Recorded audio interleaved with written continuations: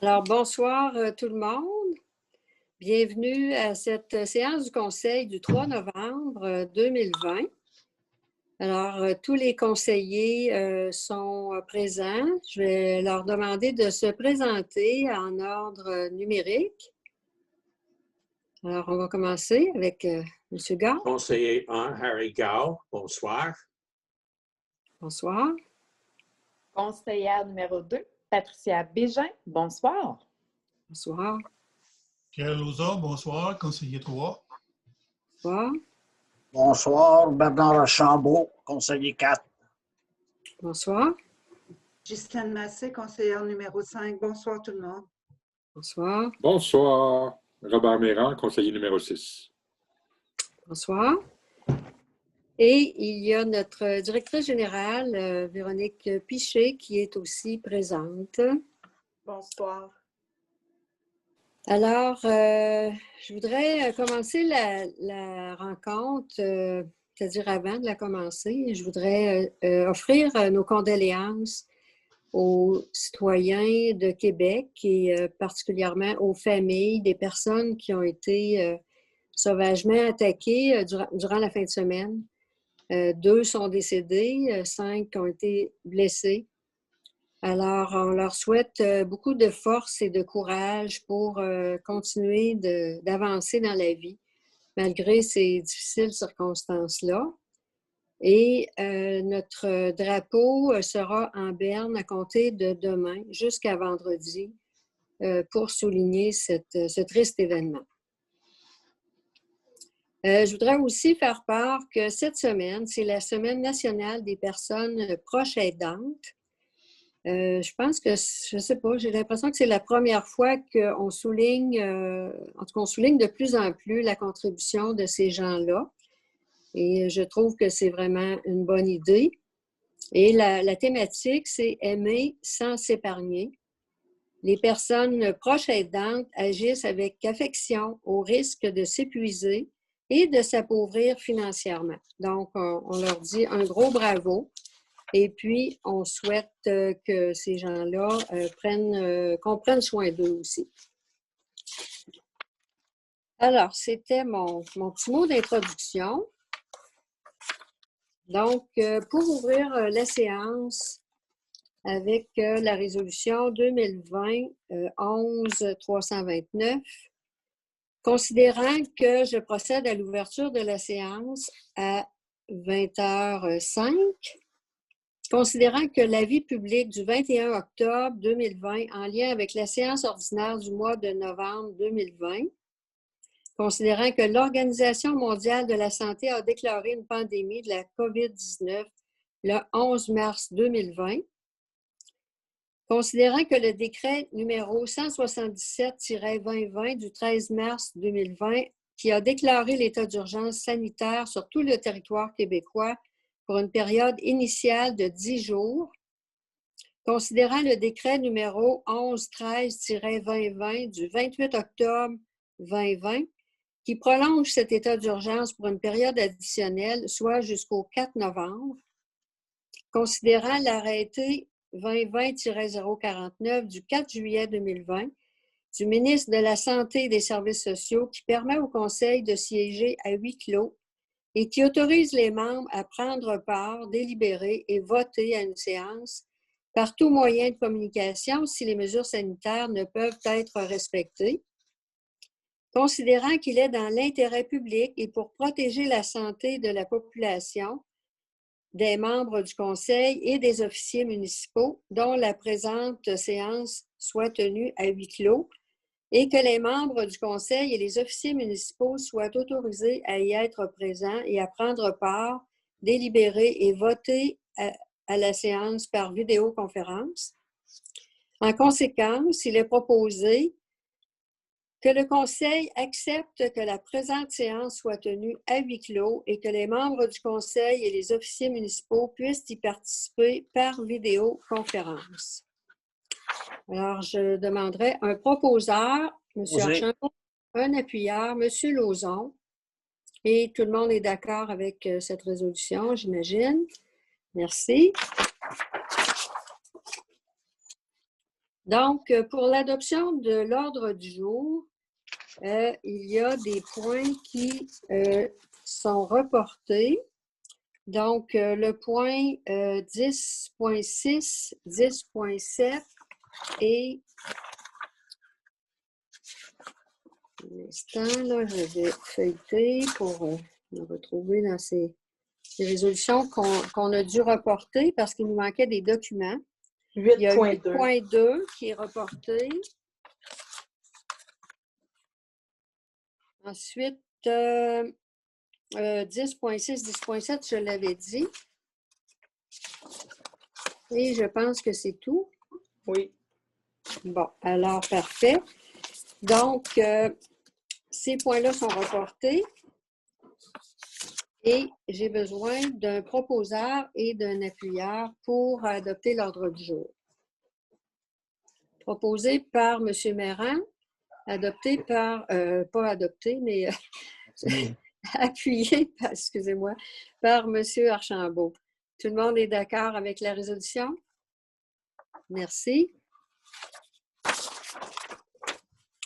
Maintenant, période de questions générales. Donc, on a reçu cette semaine-ci des correspondances.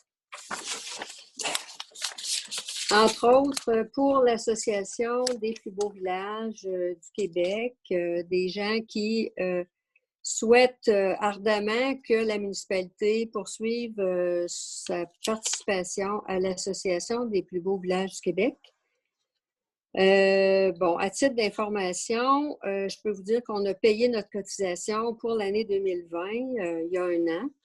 Le coût était de 1 451,25 $. C'est un frais qui se calcule par le nombre de la population qu'on a. Pour l'année 2021, la facture n'est pas encore entrée, mais je pense que la majorité de nos conseillers sont favorables à poursuivre notre engagement, notre participation à l'Association des plus beaux villages. Donc, je veux rassurer les citoyennes, Mme Christiane Maheu, Mme Gaétane Dion, qui nous ont sollicité ou sensibilisé à maintenir notre participation. Elles ont apporté beaucoup d'éléments pour aller garder cette adhésion-là. Elles ont fait valoir beaucoup de points pour la reconnaissance de notre municipalité à travers le Québec, à travers même le monde entier, parce que ça circule, ces choses-là, pour mentionner qu'on fait partie de l'Association des plus beaux villages, qu'il y a à peu près juste 35 villages au Québec qui ont eu cette reconnaissance-là, et puis que ça apporte aussi une fierté à nos citoyens et qu'on est heureux de faire partie de cette catégorie de villages à cause de notre patrimoine bâti, de l'embellissement de notre village sur lequel on travaille ardemment et de toute la fierté qu'on peut en tirer. Donc, je ne lirai pas les textes complètement, mais je vous en ai fait part sommairement. Ensuite de ça, il y avait un autre point qui a été amené par Mme Christiane Maheu concernant la visibilité de la fin du chemin de la Pomme d'Or quand on arrive à la rivière Richelieu. Elle fait mention d'événements malheureux qui sont survenus à cet endroit-là et elle souhaite que des glissières de sécurité puissent barrer la route pour empêcher des gens de descendre vers la rivière. Donc, la demande est soumise à notre directrice générale qui va voir à faire le nécessaire. Alors, ça fait le tour pour la période des questions. Maintenant, on a des procès-verbaux. Pardon. Procès-verbaux à adopter. On a fait un conseil extraordinaire le 27 octobre dernier. bon, le fait qu'on est en confinement, que le bureau fonctionne d'une façon différente, qu'il n'y a pas de citoyens qui peuvent assister à nos conseils, ça ne nous empêche pas de devoir passer à l'action dans certains dossiers. Alors, c'est ce qu'on a dû faire. On a procédé à des résolutions et avis de motion pour un règlement d'emprunt qui va vous être mentionné au point sur la sécurité incendie tout à l'heure. Donc, le procès-verbal doit être adopté pour cette rencontre-là. Donc, considérant que chaque membre du Conseil a reçu une copie des procès-verbaux de la séance ordinaire du 13 octobre 2020 et de la séance extraordinaire du 27 octobre. Donc, en conséquence, il est proposé d'adopter les procès-verbaux de la séance ordinaire du 13 octobre et de la séance extraordinaire du 27 octobre. J'ai besoin d'un proposeur et d'un appuyeur. Monsieur Gare propose, c'est appuyé par Monsieur Archambault. Tout le monde est d'accord avec l'adoption des procès-verbaux? Très bien, merci beaucoup. Maintenant, je vais faire mon rapport. Donc, parlant de COVID, hein, je pense qu'on est en zone rouge, ça vaut la peine d'en faire mention. En date du 2 novembre, c'est-à-dire hier, les statistiques nous révélaient qu'il y avait 871 nouveaux cas, donc ça a baissé en bas du 1000, c'est déjà encourageant.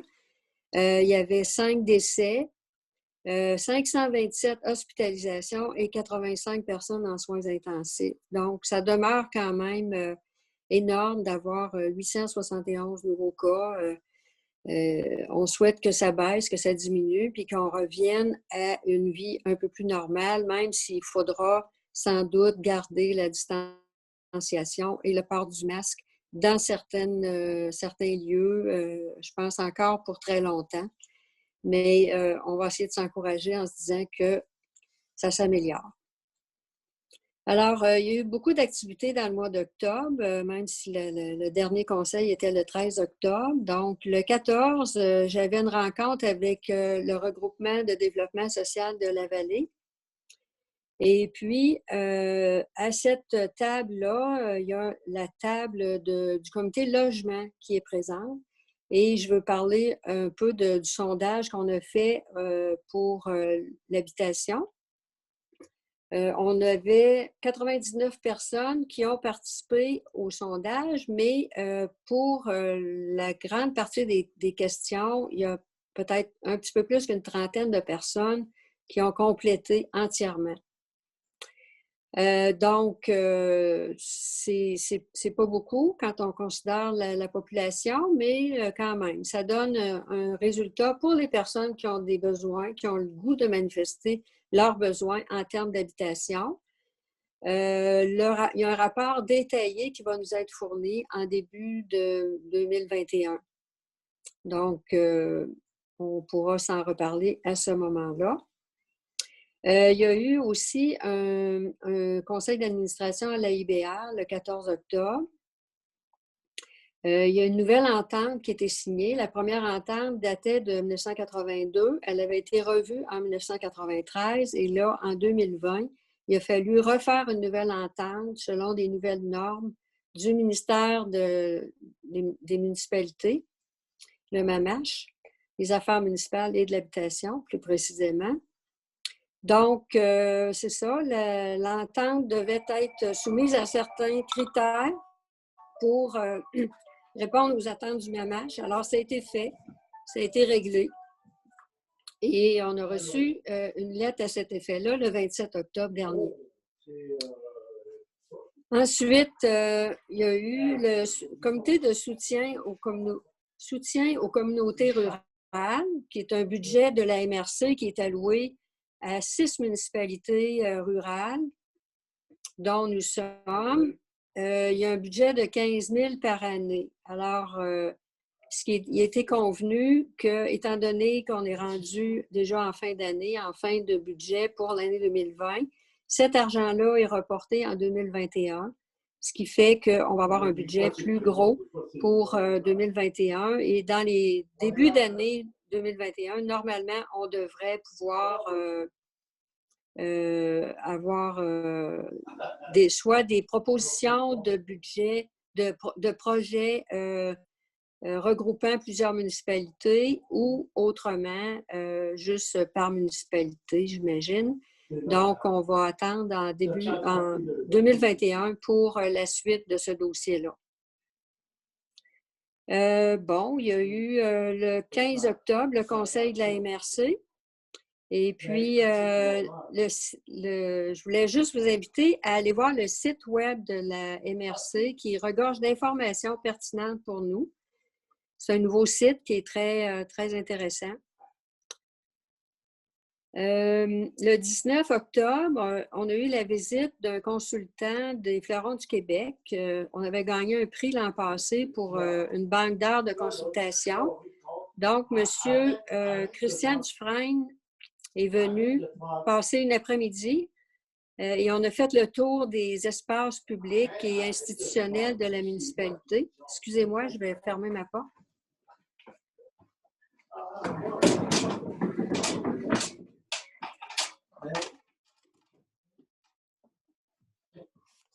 Désolée.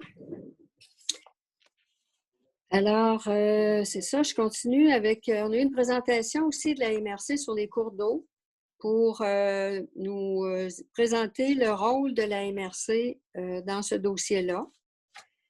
C'est eux qui ont la compétence et ils nous ont expliqué le processus pour le traitement des demandes de nettoyage de cours d'eau.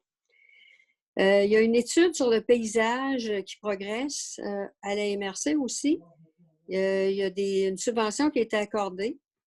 Et puis, il y avait quand même des étapes qui avaient été franchies avec des sondages qui ont été soumis à l'ensemble de la population. Et j'ai participé à une troisième étape où il y avait comme une consultation en direct là, avec des représentants des diverses municipalités. On a eu aussi une conférence de presse virtuelle sur la gestion des matières résiduelles. Alors, il y a des changements prévus pour 2021. Ça a été publié dans la Gloriette du mois de novembre. Entre autres, le bac noir qui va être... le nombre de collectes pour le bac noir qui va être réduit. Et la collecte est déplacée au jeudi aussi.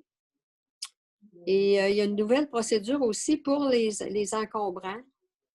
Donc, il y a des informations qui ont été diffusées sur ces sujets-là que vous pouvez retrouver dans la Gloriette, sans doute sur notre site web aussi et sur celui de la MRC. Aussi, je veux faire mention, j'en ai parlé dans la Gloriette, mais je veux le reprendre pour l'intérêt de tous. L'Escouade verte, qui est une équipe d'étudiants qui sont engagés à l'été depuis quelques années, font le tour de nos bacs pour voir qu'est-ce qui se passe. Est-ce qu'on est rigoureux dans notre tri?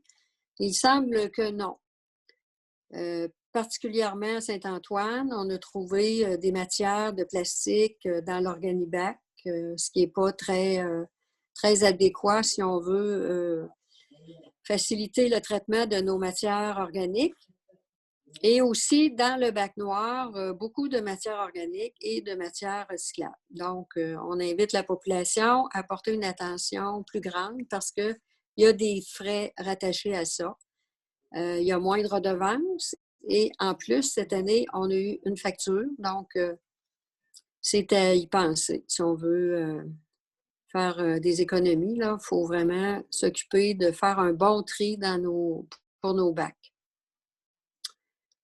On a eu aussi une rencontre avec la MRC au niveau du service incendie pour clarifier le rôle de la MRC dans son soutien aux municipalités dans le domaine du service incendie.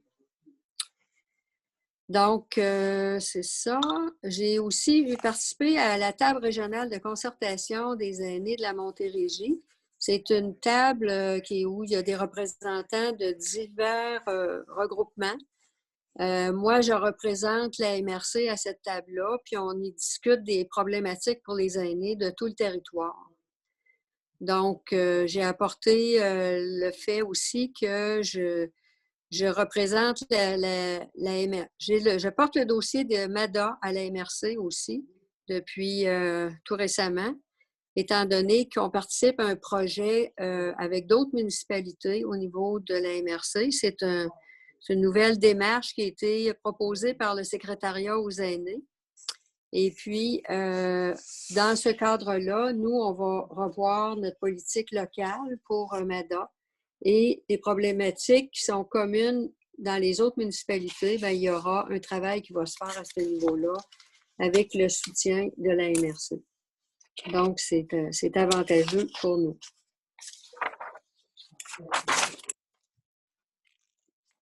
Alors, je veux souligner aussi qu'on a eu une très belle fête de l'Halloween samedi dernier. Je pense qu'il y a eu une grande participation de la population et il y a eu aussi des bénévoles, surtout des membres du comité consultatif en culture, vie communautaire, qui font un travail remarquable. Donc, je veux les remercier et souligner leur contribution avec la conseillère Mme Bégin, qui pilote ce dossier-là. Donc, c'est ça, c'était vraiment une très belle fête. Il y a beaucoup de belles animations, de belles décorations. Donc, merci à tous ces gens-là qui se sont investis. Au niveau des correspondances, j'ai 2 correspondances importantes à faire part.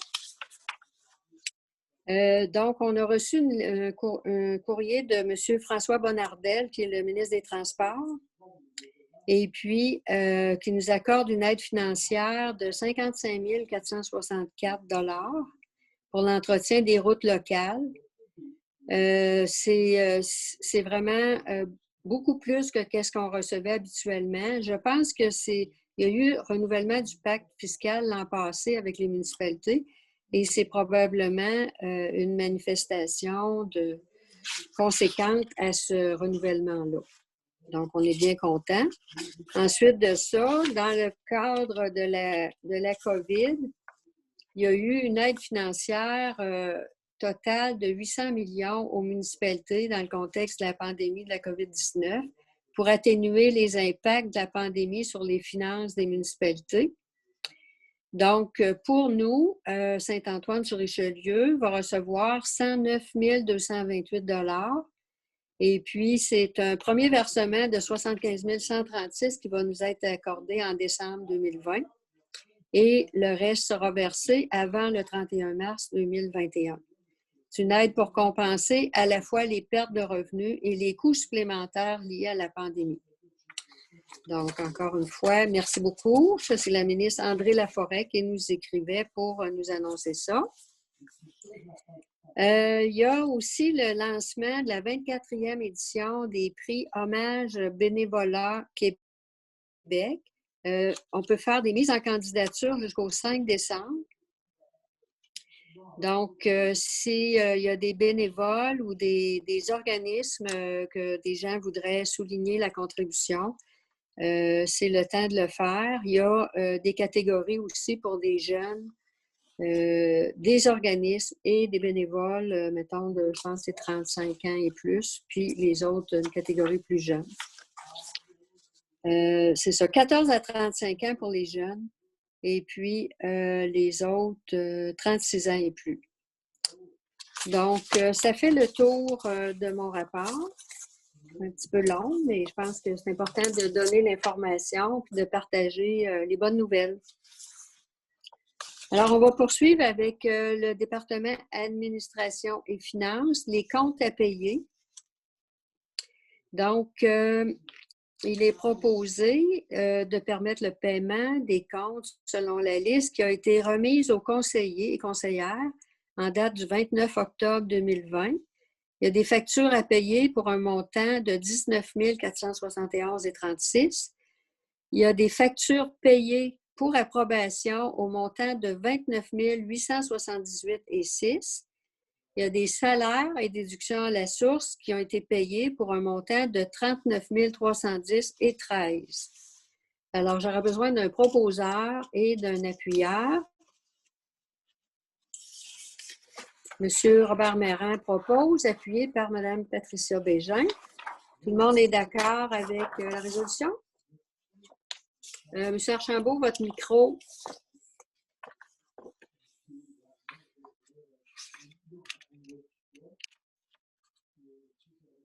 Pour l'éclairage du skatepark, compte tenu qu'on avait payé une, on va fonctionner comment? Bien, ça va être clarifié s'il y a eu une modification à la facture. S'il y a eu une autre facture, c'est sûr qu'il n'y en aura pas deux de payés. Le tout va être vérifié puis validé. Non, mais les totaux qu'on approuve là incluent les deux facturations, là, parce qu'on a payé le mois passé. Bien, il y aura une vérification de fait et si ça a été payé le mois passé, ça va être soustrait. OK. Fait que ces montants-là vont être changés. Oui. Parfait. Merci. J'en prends note et sûrement que notre directrice générale va faire le nécessaire dans les plus brefs délais. Effectivement. Merci. Il y a un dépôt des états comparatifs 2020. Donc, selon la loi, là, je vais laisser la parole à Véronique pour nous expliquer le dépôt. Alors, Véronique, c'est à toi la parole. Merci. C'est par la loi, je dois faire le dépôt des états comparatifs pour l'année 2020, 4 semaines avant l'adoption du budget. Donc, c'est tout simplement ça. J'ai donné les documents au conseil, puis ils procéderont à l'élaboration du budget en se guidant avec ces feuilles-là. Parfait. Merci beaucoup. Bienvenue. Donc, on passe au point 6.3, régime d'assurance collective. C'est un renouvellement pour l'année 2021. Résolution 2020-11-333. Considérant que le renouvellement du régime d'assurance collective, considérant qu'en 2017, la municipalité a adhéré au contrat d'assurance collective dont la FQM est preneur auprès de la Capital Assurance et gestion du patrimoine incorporé.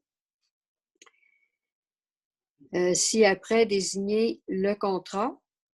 Considérant que les garanties d'assurance choisies par la municipalité dans le cadre du contrat doivent être maintenues durant une période minimale de 24 mois avant de pouvoir être modifiées. Considérant que la municipalité a maintenu les garanties choisies pour la période minimale de 24 mois. Considérant que la municipalité désire renouveler sans changement les garanties d'assurance prévues à son contrat d'assurance collective. En conséquence, il est proposé de renouveler sans changement le régime actuel du 1er janvier au 1er janvier 2021, d'autoriser Mme Véronique Piché, directrice générale, à signer pour le compte de la municipalité la demande de révision des choix d'options de régime au 1er janvier 2021. Alors, j'ai besoin d'un proposeur, d'un appuyeur. M. Pierre Lauzon propose, appuyé par M. Arrigard. Tout le monde est d'accord avec la résolution? Merci beaucoup. 6.4, Assurance générale, renouvellement 2021, modification. Résolution 2020-11-334. Considérant le renouvellement du régime d'assurance collective, en conséquence... Madame la mairesse. Oui. Considérant le renouvellement de l'assurance générale, de la municipalité. Ah oui, c'est vrai, excusez-moi. Non, c'est moi, désolée. Donc, l'assurance générale, en conséquence, il est proposé d'accepter les modifications comme indiquées sur le document de soumission par les assurances, soit d'augmenter la franchise des immeubles à 5 000 $ et d'augmenter la franchise des équipements à 2 500 $. J'ai besoin d'un proposeur, M. Archambault, appuyé par M. Lauzon. Tout le monde est d'accord avec la résolution? Très bien, merci beaucoup. Maintenant, les assurances générales, évaluation d'immeubles municipaux. Je vais demander à Pierre Lauzon de faire la lecture de cette résolution, étant donné qu'il est le responsable des bâtiments. Merci, Mme la mairesse. Assurance générale, évaluation d'immeubles municipaux. Résolution 2020-11-335. Considérant la résolution 2020-11-334, la résolution précédente, assurance générale, renouvellement, modification, considérant que l'évaluation de certains immeubles municipaux est due à être refaite, à être réévaluée, en conséquence, je propose de mandater la firme Sylvestre Leblond et Associés pour l'évaluation des immeubles municipaux au coût suivant. Le premier étant de 3 000 $ avant taxe pour l'immeuble situé au 1060 rue du Moulin-Payet, le centre communautaire et la mairie. 1 000 $ avant taxe pour l'immeuble situé au 1028 rue du Rivage, la Maison de la Culture ou l'Allée du Rocher. 1 000 $ avant taxe pour l'immeuble situé au 27 chemin de la Pomme d'Or, garage municipal et caserne incendie. Et 700 $ avant taxe pour l'immeuble situé au 16 Marie-Rose, présentement loué à Desjardins. Donc, j'en fais la proposition. J'ai besoin d'un appuyeur. Madame Bégin. Tout le monde est d'accord.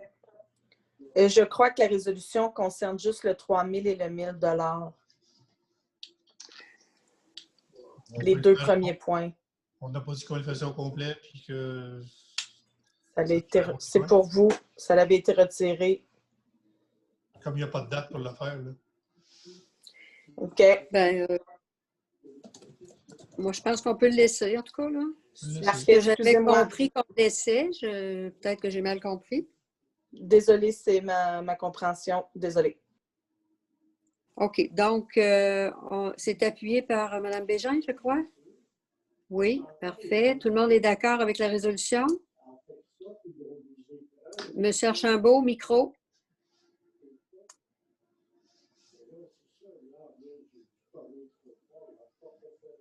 Au tout début de la résolution, c'est marqué, considérant la résolution 334, c'est pas la 333?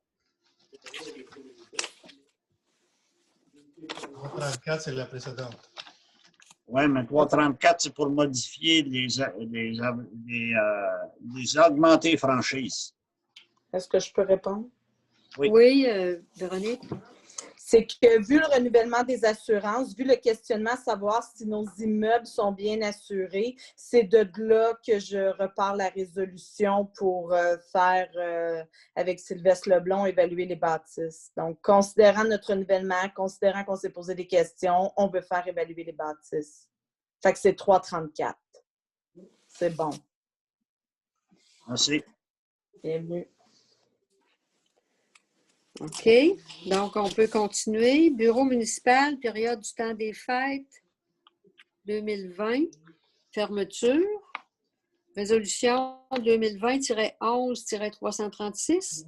Considérant la période du temps des fêtes, en conséquence, il est proposé de fermer le bureau du 24 décembre au 31 décembre inclusivement et la réouverture sera le 4 janvier 2021.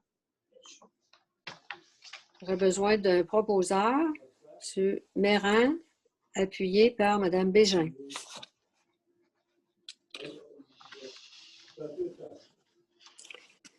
Maintenant, on passe aux travaux publics avec le rapport avec M. Bernard Archambault, responsable des travaux publics. Oui, pour les travaux pour le mois,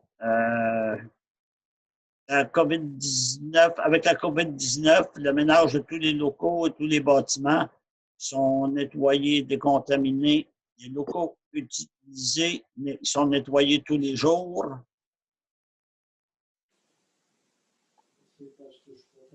Pierre pour les accotements. La pierre a été ajoutée et est placée dans les bouts de rue qui sont en cul-de-sac.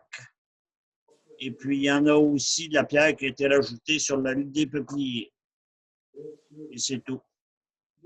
Parfait. Il y a des résolutions qui suivent à 7.2, 7.3, 7.4. Est-ce que vous pouvez Oui. les faire? Oui.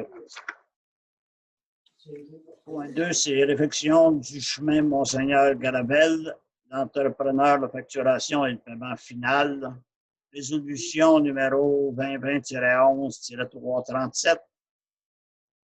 Considérant la résolution 2018-09-211, octroi de contrat pour la réfection du chemin Monseigneur-Garabelle, considérant la facture 1727 de excavation CG2, une somme de 28 812,05 sous avant taxe, considérant le sommaire de compte numéro 6 de Chalec Infrastructure, qui est l'ingénieur consultant au dossier.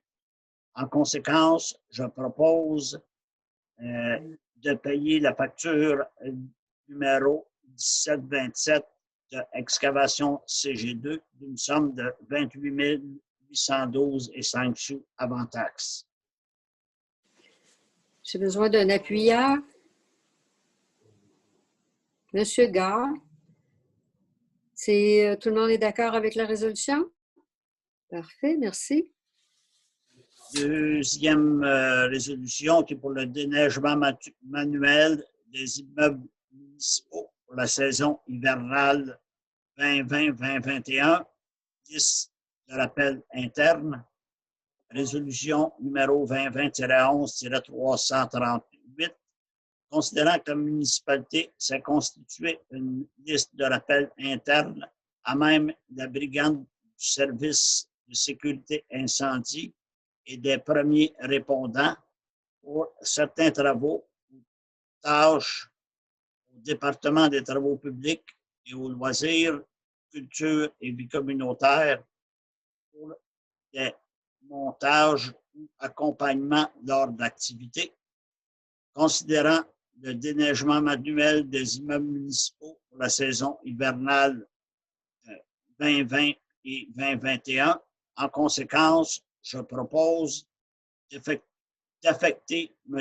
Jonathan Chalifou au déneigement manuel des immeubles municipaux en dehors des heures normales de travail pour la saison hivernale 2020 et 2021. Et c'est appuyé par M. Lauzon. Tout le monde est d'accord avec la résolution? Merci. On poursuit. 7.4.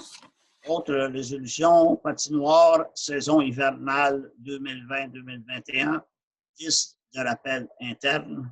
Résolution 2020-11-339, considérant que la municipalité s'est constituée une liste de rappel interne à même la brigade du service de sécurité incendie et des premiers répondants pour certains travaux ou tâches au département des travaux publics et aux loisirs, culture et vie communautaire pour des montages ou accompagnements lors d'activités, considérant la fabrication de la glace, l'entretien et l'arrosage de la glace, la patinoire pour la saison hivernale 2020-2021. En conséquence, je propose d'affecter M. Jonathan Chalifou et Marc-Antoine Dupont à la fabrication de la glace, entretien et arrosage de la patinoire pour la saison hivernale 2020 et 2021. Et c'est appuyé par Mme Bégin. Tout le monde est d'accord avec la résolution? Merci.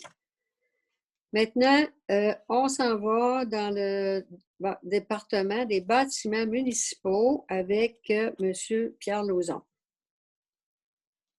Micro. Excusez-moi.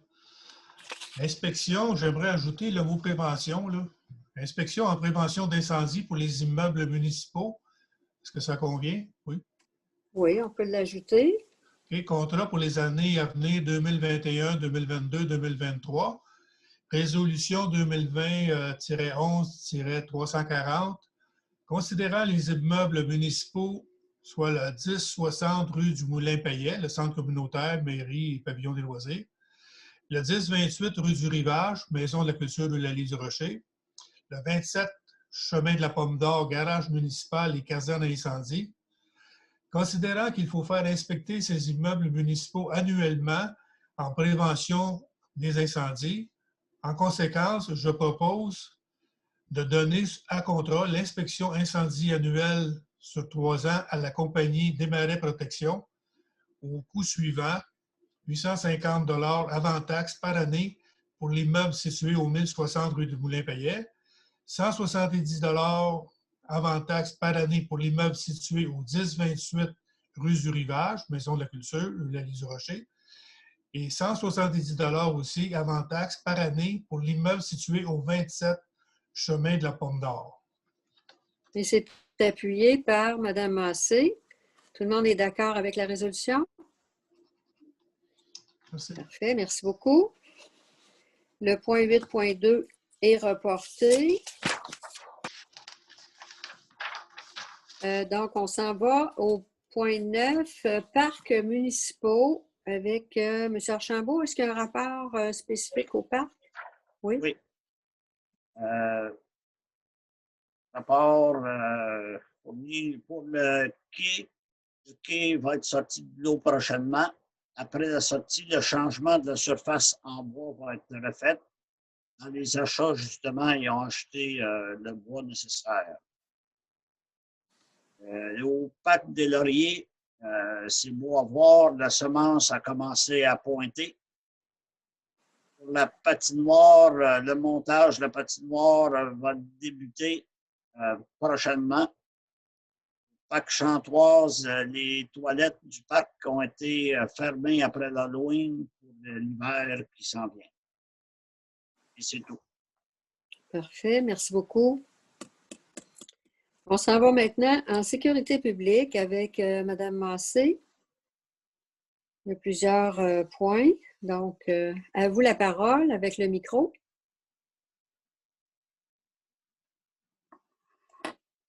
Pardon. Alors, bonsoir encore une fois. Et puis, je vais commencer avec le rapport verbal sur différents dossiers. Le rapport incendie pour la caserne 17, comme vous pouvez le constater, le mois d'octobre fut un gros mois. La préparation du budget, également le processus d'achat d'une unité d'urgence, la finalisation de la mise en place du service premier répondant et l'implantation d'une échelle salariale pour les employés du service incendie. Alors, ce mois-ci, on a eu 3 interventions, entre autres un problème électrique dans un poteau sur du rivage. Donc, 11 pompiers étaient présents. On est allé faire de l'entraide pour une alarme incendie à Saint-Roch. On a eu 6 pompiers qui se sont présentés là-bas. Une demande de garde de caserne de 9 pompiers à Saint-Marc. Alors, il faut souligner que l'entraide qu'on porte nous apporte des gains à la municipalité. Alors, on aura 2 factures à envoyer. Par contre, lorsqu'on a besoin d'entraide, eh bien, c'est nous qui devons être Facturés. On doit facturer. Merci, Madame la mairesse. Alors, nous aurons des dépenses, moi, ici, pour un montant de 170 $ pour des batteries, de l'absorbant et aussi pour une chaîne et de l'huile pour une scie. Il y a eu inspection de véhicules le 7, le 14, le 21 et le 28 octobre pour se conformer à la loi 430 de la SAAQ. 9 pompiers étaient requis au total. Il y a eu 23 heures à la planification et rédaction du guide des opérations du service incendie. Ça traite de tous les aspects d'une intervention divisée en 7 parties. Alors, pour terminer, notre directeur a mis environ 32 heures de rencontres et de discussions avec différents départements, sans compter les points mentionnés ci haut. Alors, merci à notre service incendie pour son implication à la sécurité de nos citoyens. J'ajouterais pour les premiers répondants, l'ajustement pour les N95, ça devait être fait par genre d'ajustement pour chaque pompier. Ça a été complété. Pour les masques, je parle des N95, ce sont les masques, en fait. Alors, on m'a dit le service devrait débuter à la mi-novembre. Alors, ceci sera dans la gloriette, sur notre site Internet. On va avoir une date plus précise. Alors, ça complète le rapport verbal pour le mois d'octobre. Merci. Donc, on va aller à 10.3 pour la résolution. Oui. Alors, résolution 2020-11-342. En conséquence, je propose qu'il soit autorisé l'achat suivant. 50 $ avant taxe pour des batteries AA, 50 $ avant taxe pour de l'absorbant, 50 $ avant taxe pour chaîne de scie et 20 $ avant taxe pour de l'huile pour scie. OK, donc ça prend un appuyeur. Monsieur Archambault, appuie. Tout le monde est d'accord avec cette résolution? Merci beaucoup. On poursuit avec le point 10.4. Oui, service de sécurité incendie et de premier répondant, une unité d'intervention, poste de commandement, octroi de contrat. Alors, la résolution 2020-11-343, considérant la résolution 2020-02-045, service de sécurité incendie, unité d'intervention, poste de commandement, appel d'offres, système électronique appel d'offres, SEAO. Alors, considérant la résolution 2020-06-171, service de sécurité incendie, unité d'intervention, poste de commandement, appel d'offres et chargé de projet. Considérant l'ouverture des soumissions le jeudi 15 octobre 2020 à 10h05, Industrie Lafleur a proposé 298 689 avant taxe. Maximétal, 324 230 et 91 avant taxe. Considérant que le plus bas soumissionnaire est conforme, en conséquence, je propose que ce soit octroyé, que le contrat soit octroyé à la compagnie Industrie Lafleur Inc. au coût de 298 689 $ avant taxe, sous condition que le règlement d'emprunt soit approuvé par le ministère des Affaires municipales et de l'Habitation. Si le règlement d'emprunt n'est pas approuvé, l'octroi du contrat d'achat tombe caduc. Alors, ça prend un appuyeur. Monsieur Pierre Lauzon appuie. Tout le monde est d'accord avec la résolution? D'accord, merci beaucoup. Maintenant, le règlement. Alors, oui, je poursuis avec le règlement 2020-023. C'est un règlement décrétant une dépense de 344 945 $ et un emprunt de 344 945 $ pour l'achat d'une unité neuve d'intervention pour le service de sécurité incendie de la municipalité de Saint-Antoine-sur-Richelieu. Alors, c'est l'adoption. Résolution 2020-11-344. Considérant qu'il est nécessaire de faire l'achat d'une unité neuve d'urgence, entre autres postes de commandement, pour le service de sécurité incendie de la municipalité, considérant qu'un avis de motion a été donné à la séance extraordinaire du 27 octobre 2020, considérant que le projet de règlement a été déposé par un membre du conseil municipal aux personnes présentes à la séance extraordinaire du 27 octobre 2020 et que des copies du projet de règlement étaient aussi disponibles avant la séance au bureau municipal et sur le site Internet de la municipalité. Considérant qu'au plus tard, 2 jours avant la date d'adoption du règlement, toute personne pouvait en obtenir copie auprès du responsable de l'accès aux documents ou trouver le règlement sur le site Internet de la municipalité. Considérant que des copies du règlement adopté sont mises à la disposition du public depuis le début de la séance et qu'une copie se trouve sur le site Internet de la municipalité. En conséquence, je propose que le règlement 2020-03 décrété et statué ce qui suit. Alors, l'article 1, le préambule fait partie intégrante du présent règlement. L'article 2, le Conseil est autorisé à faire l'achat d'une unité neuve d'intervention, poste de commandement pour le service de sécurité incendie de la municipalité, selon le résumé des coûts du plus bas soumissionnaire conforme du fournisseur Industrie Lafleur, en date du 15 octobre 2020. Il y a un annexe qui est ajouté à ça, l'annexe A, ainsi que l'estimé de coûts préparé par Véronique Piché, directrice générale de la municipalité de Saint-Antoine-sur-Richelieu, en date du 23 octobre 2020, incluant les frais, les taxes nettes et les imprévus tels qu'il apparaît sur l'estimé de coûts à l'annexe B, lesquels font partie intégrante du présent règlement comme annexe B. Alors, article 3, le Conseil est autorisé à dépenser une somme de 344 945 $ pour les fins du présent règlement.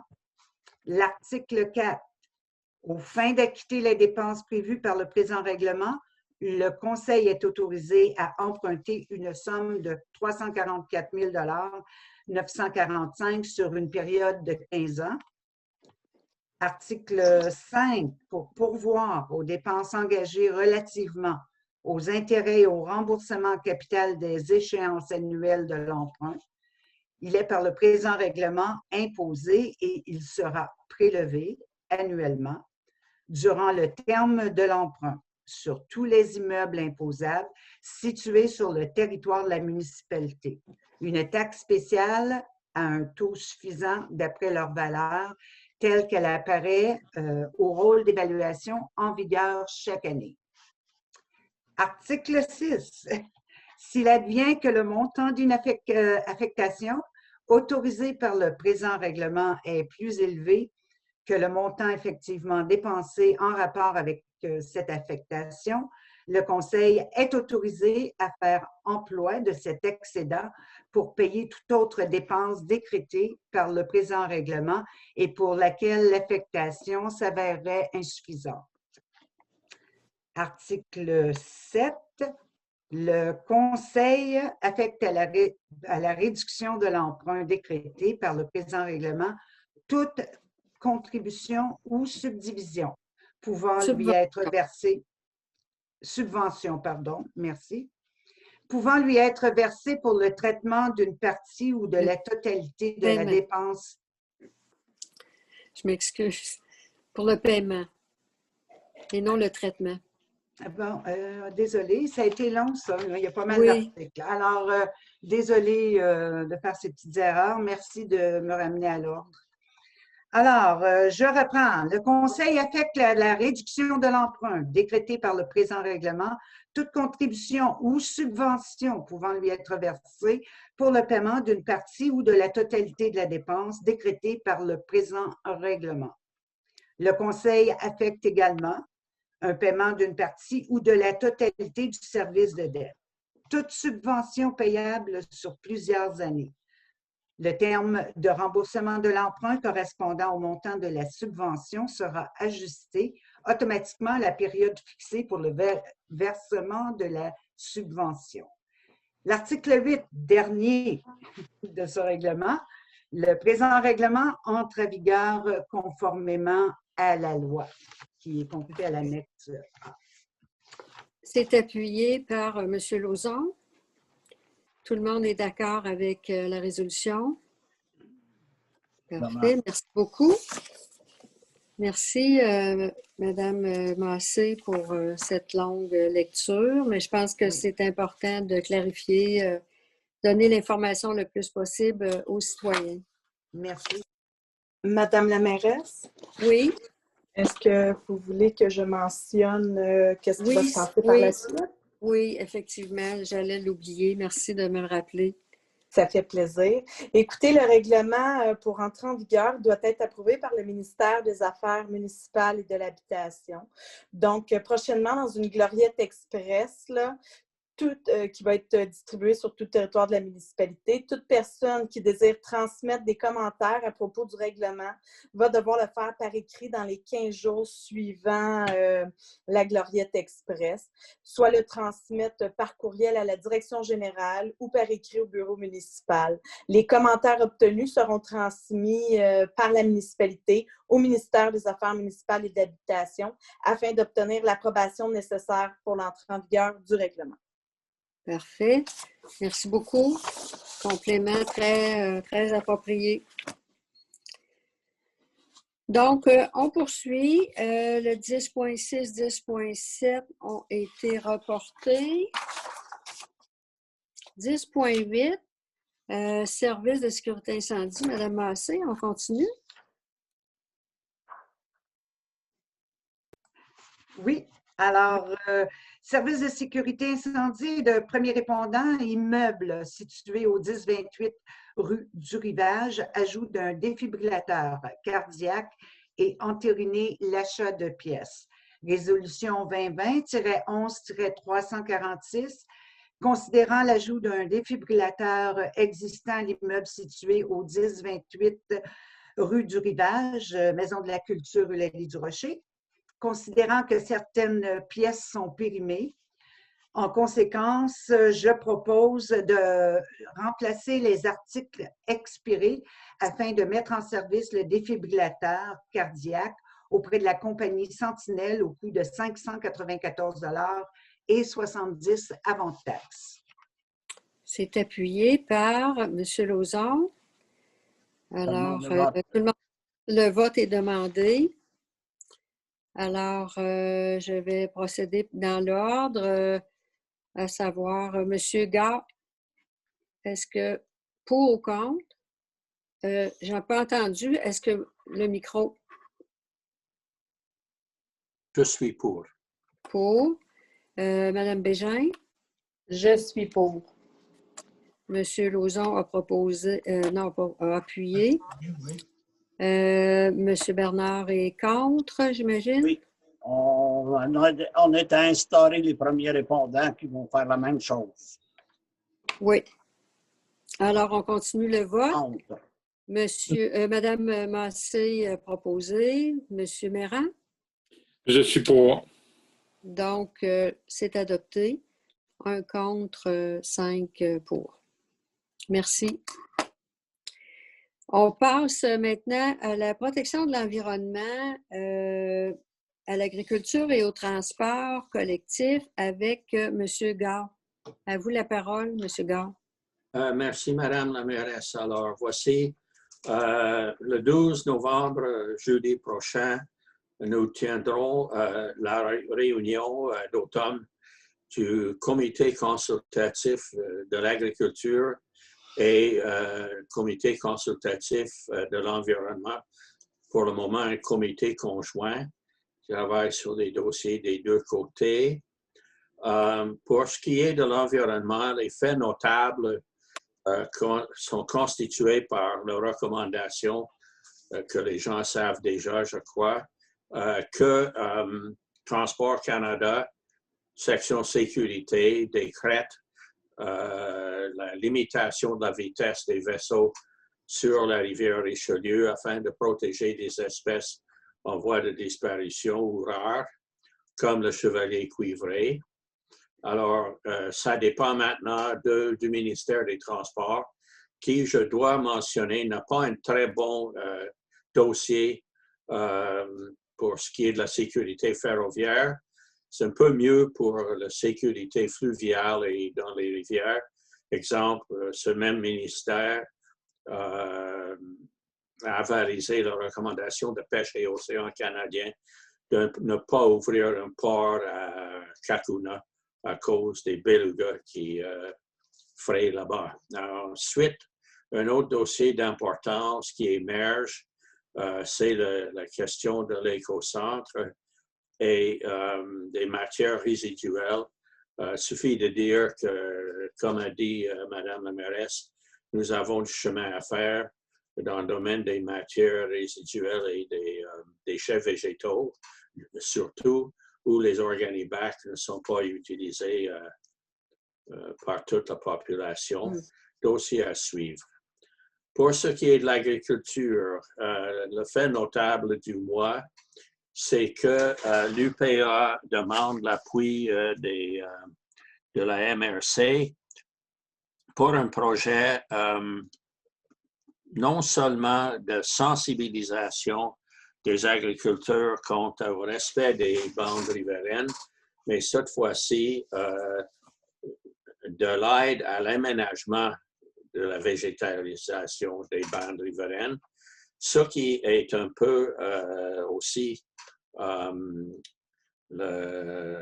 fief du Covabar, mais je m'imagine que le Covabar en général n'a pas tellement fait d'aménagement sur terrain agricole autant qu'ils ont fait des aménagements plutôt le long du Richelieu et sur des rivières tributaires importantes, parfois sur terrain agricole, mais là, c'est l'UPA. Ça, c'est le syndicat des grands agriculteurs. Alors, ça risque de porter davantage, surtout qu'il offre d'aider ou d'aménager les bandes riveraines végétalisées.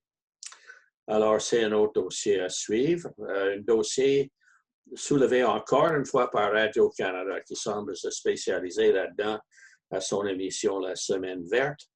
On a eu une entrevue avec un collègue de M. Robert, l'agronome rebelle, et cette dame fait des recherches sur les nicotinoïdes notamment.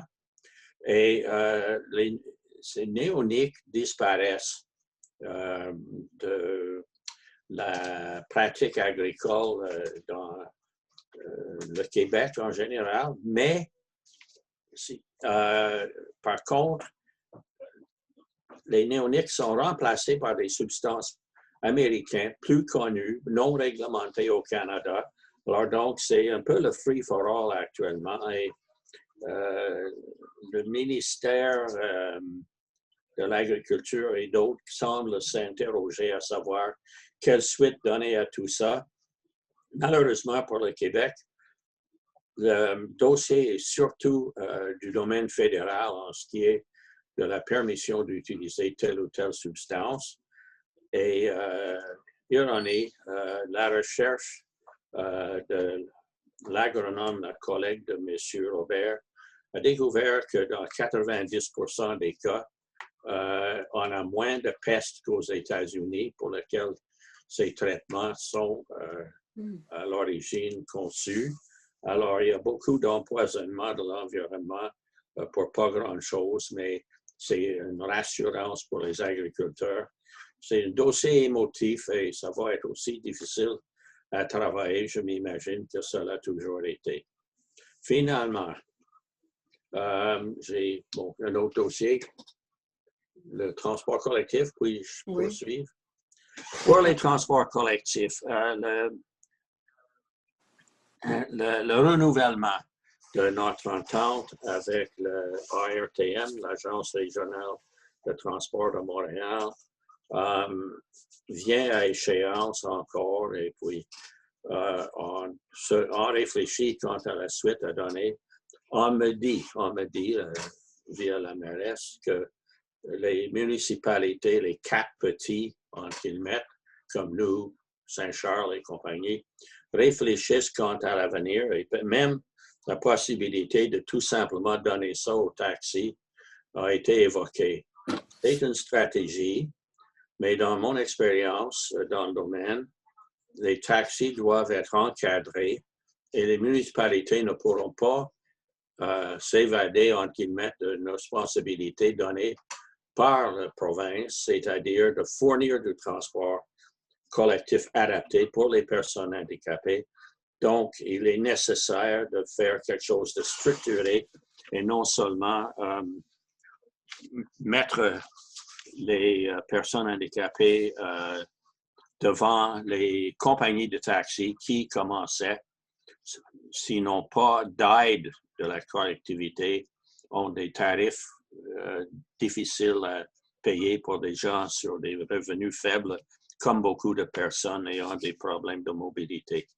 Alors donc, un autre dossier à suivre, mais je mentionnerai que le sucre dans ce thé-là, c'est que le Québec donne des subventions très substantielles aux municipalités qui offrent un service de transport adapté et les municipalités qui offrent un service de transport collectif. Alors, c'est mon rapport. Merci beaucoup, M. Gare. Monsieur Méran qui veut prendre la parole? Oui, j'aurais aimé ça revenir un peu sur le dossier de l'agriculture, parce que comme vous savez, les municipalités ont quand même pleine juridiction et plein pouvoir sur les bandes riveraines au Québec. Le pouvoir a été octroyé par la politique sur le respect des rives et du littoral. Je pense qu'il y a peut-être une réflexion à faire au niveau du conseil municipal, à savoir si on fait appliquer cette réglementation-là ou non. Elle est déjà dans nos règlements, donc je pense qu'il faudrait peut-être avoir une réflexion là-dessus dans les prochaines séances de travail. Très bien. On va en prendre note. Merci. Alors, merci à M. Gare pour les 3 rapports. Très intéressants. Beaucoup de recherches, beaucoup de projets aussi à développer. Alors, maintenant, il y aurait une petite résolution pour l'éco-centre, M. Gare a proposé. 11.4. Oui. Éco-centre de la MRC de Marguerite de Youville, entente prolongation année 2021, résolution numéro 2020-11-347. Considérant l'entente numéro 1613-006-009, considérant que la dite entente est une durée de 2 ans, commençant le 1er janvier 2019 et en se terminant le 31 décembre 2020, avec une possibilité d'une prolongation d'1 an. En conséquence, je propose, et ce sera, j'espère, résolu à l'unanimité, de prolonger la dite entente d'1 an, soit pour l'année 2021, de verser un montant correspondant à un coût de l'unité d'occupation de 17,16 pour l'année d'option, soit du 1er janvier 2021 au 31 décembre 2021. Ce montant sera multiplié par le nombre d'unités déclarées par la municipalité à chaque semestre, de s'engager à payer les coûts de disposition des matières recueillies desquels la MRC soustrait les revenus de revente des différentes manières. Les coûts de disposition ainsi que les revenus de revente seront facturés et redistribués à la municipalité selon le pourcentage de participants ayant recours au service de l'éco-centre mensuellement, afin de s'engager à payer le coût de disposition des matières apportées pour les apports municipaux. Et c'est appuyé par M. Méran. Tout le monde est d'accord avec la résolution? Oui. Merci beaucoup. On s'en va maintenant en aménagement et urbanisme. M. Méran va nous présenter son rapport. Oui, juste un petit rapport verbal rapide sur les permis qui ont été octroyés pour le mois d'octobre. Donc, c'est un petit peu plus tranquille. On parle de 29 permis quand même, pour un total de travaux d'environ 235 000 $. Essentiellement, on a beaucoup de permis en rénovation de moins de 10 000, 6 permis. Des constructions de moins de 50 000, 2 permis. Sinon, après ça, remise, piscine, déplacement, bâtiment accessoire, clôture. On a aussi encore beaucoup de permis de coupe d'armes, 4 coupes d'armes, 9 abattages et des réparations, entretiens diverses.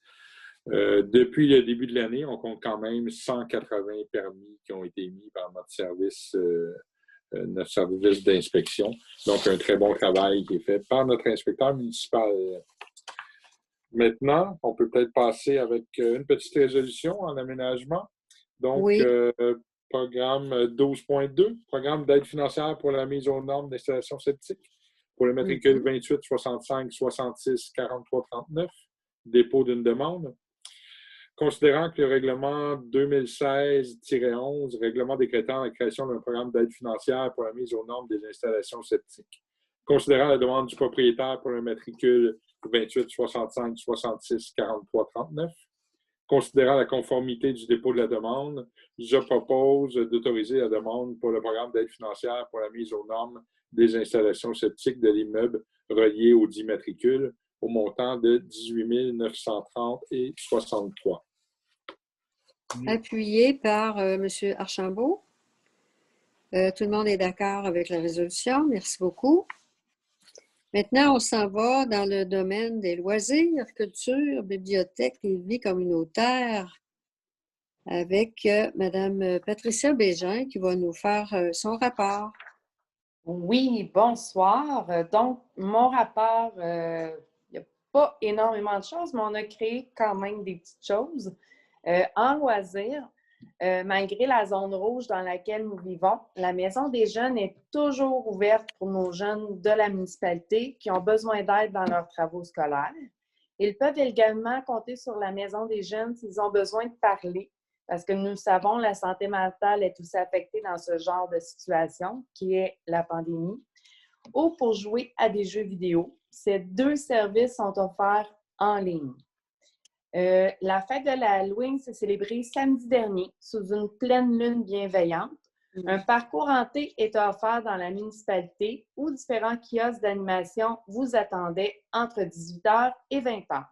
Nous retrouvions sorciers, fantômes, momies, corbeaux et quelques autres personnages dans le cimetière, une dompteuse et son dinosaure à l'arrière de la Maison de la Culture. 2 personnages dans un grand arbre vous attendaient avec de la musique festive, un personnage de Mardi Gras à l'avant de la Maison de la Culture, une sorcière avec des jeux d'ombre au quai Ferdinand Fecteau, un spectacle de lumière dans le parc Chantoise, une Dracula dans le jardin communautaire. Une nuit magique en ce soir d'Halloween magnifique. Plus de 130 inscriptions ont été enregistrées avant l'événement et plusieurs se sont également présentées sans avoir réussi à s'inscrire le matin même. Je ne peux parler de cette réussite sans souligner le travail de plusieurs personnes qui ont gravité autour de cet événement, à commencer par Marie-Claude Bouchard qui a pris en charge le dossier malgré les incertitudes dues à la pandémie et tout le travail qu'elle avait déjà sur son bureau. Merci pour tout le travail que tu as réalisé. Merci aux membres du CCVCC qui ont mis leurs idées sur la table et pour leur aide à l'installation de la journée du 31. Merci aux membres du conseil, mes collègues de travail qui ont appuyé le projet. Merci aux bénévoles si précieux qui ont prêté main forte au montage et démontage et qui ont accepté de faire vivre des personnages en se costumant. Merci aux pompiers de notre municipalité qui ont assuré encore cette année la surveillance de notre territoire pour permettre aux familles de circuler sécuritairement. Et merci à tous les citoyens d'avoir pris part à la fête, peu importe la façon qui vous a semblé la meilleure pour vous de célébrer. En culture, je vais juste descendre mon écran. Malgré la fermeture de la Maison de la Culture, une exposition vous est offerte virtuellement, une première pour la Maison de la Culture. L'exposition Point de rencontre de Chantal Saint-Pierre sera accessible jusqu'au 22 novembre. C'est au travers d'œuvres réalisées à l'acrylique et en utilisant l'imagerie radiographique et des dessins du corps humain que l'artiste interprète le sens de la connexité du corps et de l'esprit. Vous pouvez consulter le site de la Maison de la Culture pour la marche à suivre. Au point de vue communautaire, la Fondation communautaire tiendra sa guignolée de façon très différente cette année. Dû à la pandémie, il n'y aura aucune collecte aux résidences pour les denrées non périssables. Le 5 décembre, entre 10h et midi, il y aura des points de collecte qui sont à déterminer. La Fondation communautaire demande des dons en argent ou en carte cadeau. Très important, aucune denrée ne sera autorisée due à la pandémie. Pour les citoyens qui ont besoin d'aide dans cette période des fêtes ou si vous connaissez des gens dans le besoin, vous avez jusqu'au 15 novembre pour vous inscrire en téléphonant au 450-909-0817 ou par courriel au à fondation.sasr@gmail.com. Le 11 novembre, ayons une pensée toute spéciale pour tous les vétérans de la Première Guerre mondiale ainsi que les autres guerres qui ont suivi. Ce jour de 1918, l'armistice fut signé. Portons fièrement le coquelicot pour nous souvenir de tous ces combattants qui ont donné leur vie. Ça fait le tour de mon rapport. Très bien, merci beaucoup, Mme Bégin. Maintenant, la bibliothèque municipale, suivi des différents dossiers avec M. Lauzon. Oui, bonsoir. Au niveau de la bibliothèque Hélène Dupuis-Marion, pour le mois d'octobre, il y a eu, on a parlé le mois passé de l'ouverture imminente de la bibliothèque le 6 octobre. Ça a été de courte durée parce que avec les changements au niveau de la COVID, là, il y a des zones, on est obligé de refermer le 16 octobre. Il y avait eu l'ouverture avec accès aux rayons en contact quand même restreint, mais on a dû tout refermer ça là, à partir du 16 octobre. Quand même, durant ce mois-là, on a quand même réussi à prêter 198 documents imprimés. On a fait des prêts numériques aussi au nombre de 37. Il y a eu 38 heures de travail effectuées par les bénévoles. Et puis, on a fait l'acquisition de nouveaux documents aussi, 45 nouveaux documents au montant de 1 183 $ au cours du mois. Fait que pour les prochaines activités, il y avait des choses de projetées, mais comme on est en confinement encore, c'est comme on dit, c'est mis de côté encore pour tout de suite, là, pour un petit bout de temps, en espérant qu'on puisse revenir un peu plus à la normale pour réouvrir pleinement la bibliothèque comme il se doit. Il y a une nouveauté, par contre, qui est apparue dans le mois, c'est dans la Gloriette du mois de novembre, pour ceux qui l'ont, là. Il y a un beau petit article pour expliquer la nouvelle façon de faire pour payer les frais à la bibliothèque, des frais ou des amendes. On peut le faire en ligne, on peut le faire avec notre compte PayPal si on en a. On peut payer aussi avec une carte de crédit, même une carte de débit Visa. Tout le processus est dans la Gloriette là, du mois de novembre pour utiliser ces nouvelles façons de faire pour payer ce qu'on doit à la bibliothèque sans avoir à se déplacer, sans contact. Ça va peut-être être la nouvelle norme. Là. C'est ce qui s'en vient en tout cas. Merci. Parfait. On peut poursuivre peut-être avec l'Office municipal d'habitation, les aînés et Dompierre-sur-Mer. Oui, au niveau de l'Office d'habitation des Mascoutins et d'Acton, il y a eu l'Assemblée ordinaire du Conseil d'administration à Saint-Hyacinthe qui a eu lieu mercredi le 21 octobre. Notre représentant municipal, M. Colette, était sur place comme toujours. Pas grand-chose de nouveau, à part que tous les logements sont loués et puis qu'on attend toujours une facture en fin d'année, on attend toujours une facture pour notre participation au déficit d'exploitation de l'OMH. C'est sûr, c'est dans la normalité des choses. À chaque année, on doit payer un 10 % du déficit. On nous informe qu'on va avoir notre facture là, bientôt. Puis, à part de ça, on a malheureusement on a appris le décès de Mme Suzanne Marceau, qui habitait à l'OMH. Madame Marceau s'était même impliquée au niveau du conseil d'administration de l'OMH, du temps où c'était la municipalité seule qui s'en occupait. Mme Marceau a participé au conseil d'administration pendant une couple d'années.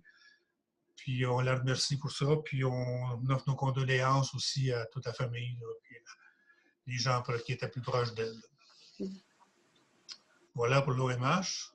Au niveau des aînés, on a eu une demande de subvention qui a été faite par la municipalité dans le cadre du programme Horizon Nouveau pour les aînés du gouvernement canadien. On a fait une demande qui pourrait aller jusqu'à 25 000 $ pour équiper nos aînés de formation. On parle de formation, on parle d'équipement, on parle d'animation aussi. On souhaite offrir la formation aux membres entre autres en passant par les membres du comité de la FADOC, ça pourrait s'élargir à d'autres aussi. La formation en collaboration avec la bibliothèque qui offrira des cafés-rencontres en littératie numérique dans une ambiance conviviale. On parle d'achat de transactions en ligne, comment se familiariser avec ça. Il y a beaucoup d'aînés qui ne sont pas très, très habiles avec l'utilisation des nouvelles technologies. Ils n'ont pas d'équipement, fait qu'on va essayer de s'équiper en même temps de certains équipements, certains portables ou tablettes pour les prêter, s'en servir puis initier les gens à ça. Puis, on va aussi faire de l'animation. Il va y avoir des activités de formation ainsi que la mise à niveau technologique qui permettront aux aînés d'avoir accès à de nouvelles possibilités. On a vu aussi une lacune au niveau des communications. Au début de la pandémie, on a beaucoup téléphoné aux aînés pour essayer de les rejoindre et tout ça. Puis on a vu que certains avaient beaucoup de difficultés à rejoindre certaines personnes. C'est sûr qu'avec les nouvelles technologies, avec les courriels, avec les ordinateurs, avec les tablettes, c'est toujours plus facile de rejoindre les gens. En tout cas, pour ceux qui le voudront, là, ça sera disponible.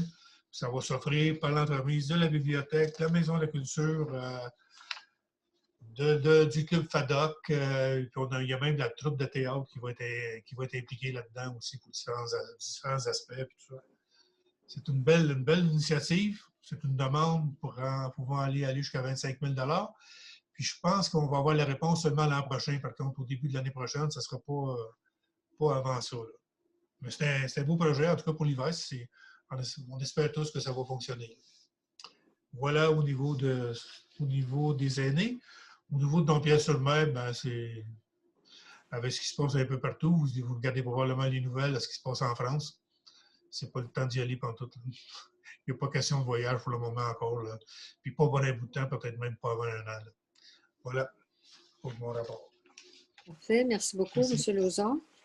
Madame Bégin, résolution 13.4 sur le développement culturel avec le ministère de la Culture et des Communications.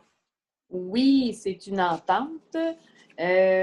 Résolution numéro 2020-11-349, considérant la place des citoyennes, des citoyens et des collectivités au cœur du développement culturel du Québec, considérant l'importance que revêtent les arts, la culture et le patrimoine dans la municipalité de Saint-Antoine-sur-Richelieu, considérant la nécessité de soutenir le développement et la vitalité culturelle de notre territoire. En conséquence, je propose de procéder au dépôt d'une entente de développement culturel avec le ministère de la Culture et des Communications, de mandater l'agente de développement culturel à sa réalisation, d'autoriser conjointement la mairesse et Chantal Denis et notre directrice générale Véronique Piché pour les signatures nécessaires. Parfait. Donc, c'est appuyé par M. Marin. Tout le monde est d'accord avec cette résolution? Oui. Très bien. Merci beaucoup. Il y aurait une autre petite résolution, 13.5, sur les décorations lumineuses. Oui, 13.5, décorations lumineuses extérieures commerciales, achat. Résolution numéro 2020-11-348, considérant la situation reliée à la COVID-19, considérant l'annulation de plusieurs événements dans la municipalité, considérant qu'un mouvement lumière est présentement en cours dans plusieurs municipalités du Québec, considérant les sommes restantes au budget 2020, division loisirs, dues à l'annulation de plusieurs événements de notre municipalité. En conséquence, je propose d'autoriser une dépense de 2 500 $ avant taxe pour l'achat de décorations lumineuses extérieures commerciales. Et c'est appuyé par M. Lauzon. Tout le monde est d'accord avec la résolution? Non. Le vote est demandé? Oui. Donc, M. Gard, pour ou contre? Je suis pour. Madame Bégin est pour. Monsieur Lauzon est pour. Madame Massé? Je suis pour. Monsieur Archambault est contre. Monsieur Marin? Je suis contre. Je pense que 1500 est suffisant. D'accord. Je suis pour. D'accord. Donc, 5 pour, 1 contre. La résolution est adoptée. Très bien. Donc, il n'y a pas d'autres sujets. Il n'y a pas de période de questions, étant donné qu'il n'y a pas d'assistance.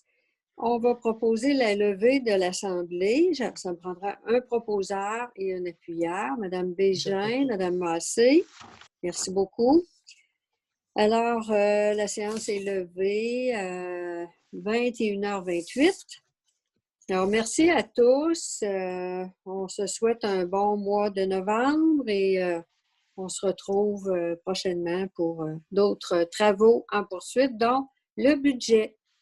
Alors, merci Véronique, merci à tous les conseillers et bonne fin de soirée. Bonsoir. Merci, Bonsoir. Merci beaucoup. Et Bonsoir. bonsoir.